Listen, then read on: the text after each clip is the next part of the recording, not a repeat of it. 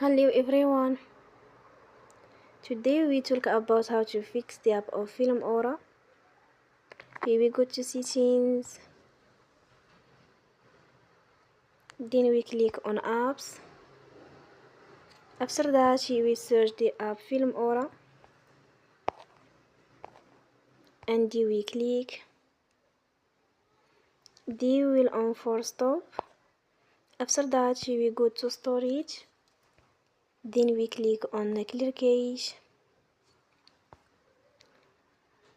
In the end, you will turn your Wi-Fi and you will turn again.